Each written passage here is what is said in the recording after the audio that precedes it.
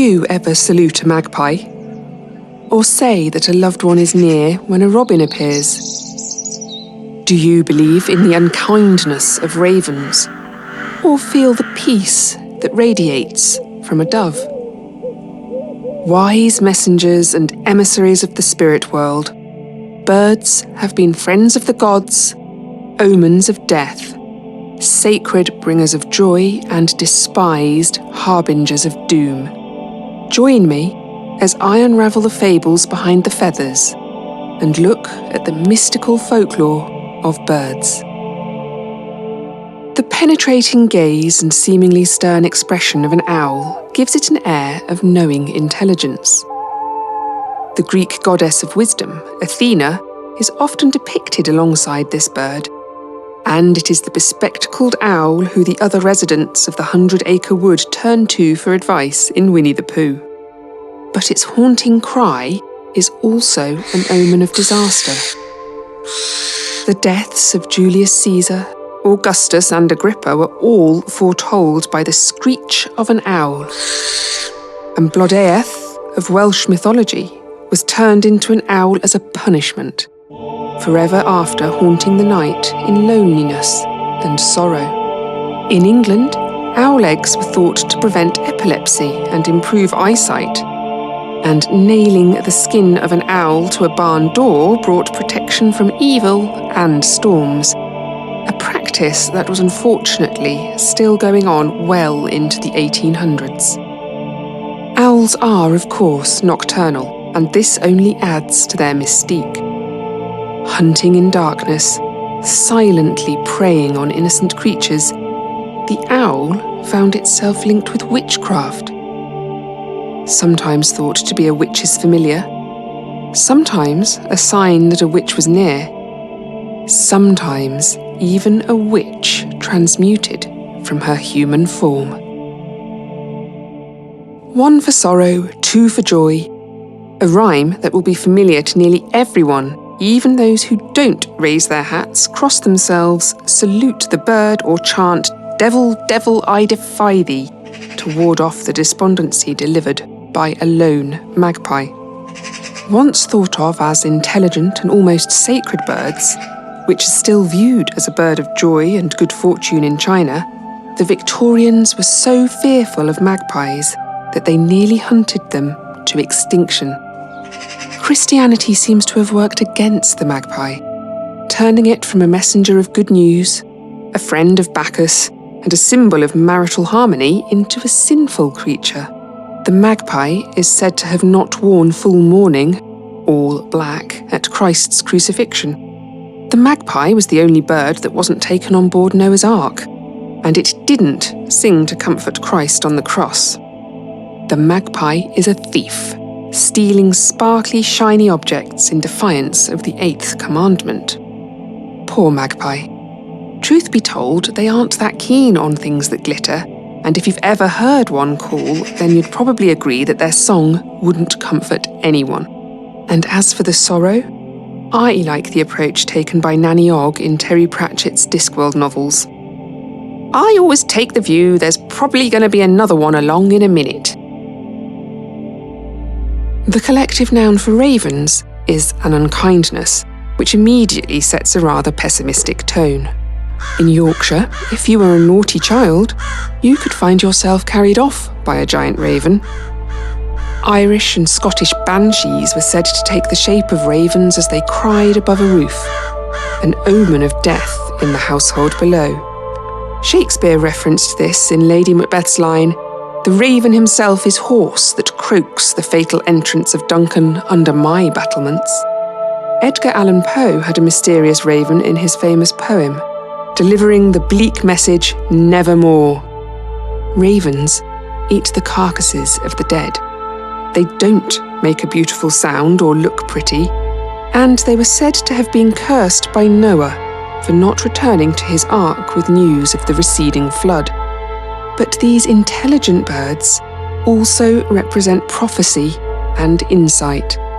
In Greek mythology, they were the messengers of Apollo. In the Norse tradition, Odin had 2 ravens, Hugin and Munin, or thought and memory, who flew throughout the world each morning, returning to tell the god what they'd seen. Some believe that King Arthur didn't die and instead turned into a raven.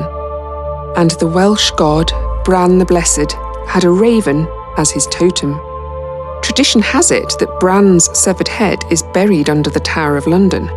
And of course, if the famous ravens ever leave that stronghold, then England will be destroyed. Traditionally seen as a messenger for the spirit world, a protector from storms and lightning, and a happy woodland dweller that carefully covers dead children with leaves, our festive favourite the robin is treated more gently by mythology. Its beautiful red breast, for example, has been attributed to its attempts to help ease Christ's pain when he was on the cross. Plucking out thorns from his head, the robin was splashed with blood. Another tale says that the little bird was singed while taking water to sinners in purgatory, a merciful and kindly act by this friendly fellow. Swallows also have some red colouring, in their case thought to be the shadow of the burn they received bringing fire to mankind, and they have been sacred to the household gods since Roman times. If you kill or injure a swallow or destroy its nest, then you will incur the wrath of the Lares and Penates, and one of your family may die. The little wren would have been happy for such protection from the deities.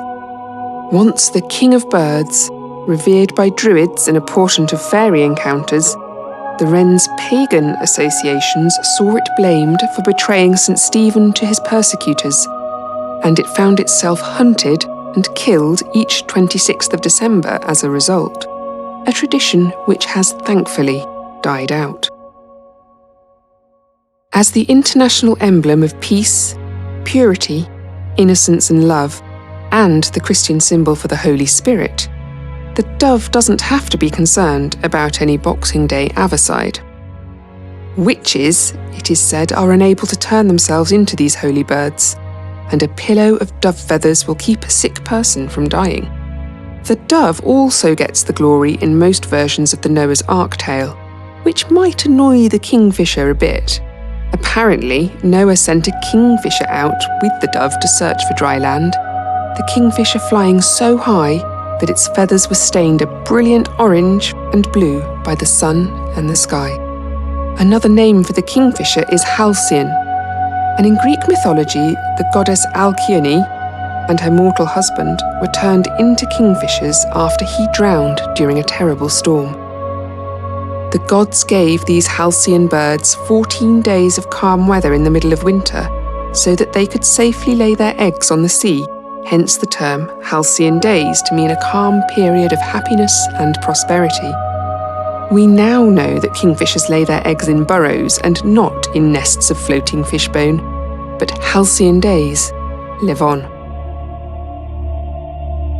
The curlew is a wading bird with a curved bill, and perhaps not as well known as some of the others I've mentioned, but it must feature as a stop on any journey through bird folklore. There is a legend that the curlew rescued Welsh missionary St. Beino's Book of Sermons from the sea and was blessed for its efforts, with the saint decreeing that the nests of these birds would always be protected. It was believed for many years that curlews didn't build nests at all because they were so difficult to find. The curlew, though, has a rather divisive call. The poet W.B. Yeats connected the sound with melancholy, as did Dylan Thomas. By contrast, Robert Burns found their cries uplifting. It is a rather mournful, quivering call that I feel is quite eerie, and it is this haunting aspect that has no doubt led to its association with impending death or disaster, and the legend of the Seven Whistlers. The Seven Whistlers are a flock of mysterious birds, commonly said to be curlews, which make a fearful noise as they fly at night. Sailors take this as a warning from a drowned friend.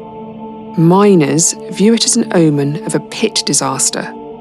In Bedworth in 1874, it was reported that miners refused to go to work because the dreadful wails of the Seven Whistlers had been heard in the town the night before. Sailing, fishing and mining are all dangerous ways to earn a living. In fact, for generations, keeping safe, warm and fed was a precarious business. And it is easy to see why people looked for signs and warnings in the world around them. The wise owl, the thieving magpie, kindly robin redbreast and the pure holy dove, each bird carries with it a history of our collective beliefs and superstitions.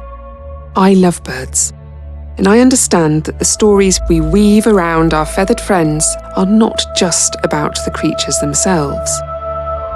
They are reflections of our desires, our fears, and our timeless quest to understand the magic that flies through the world we live in.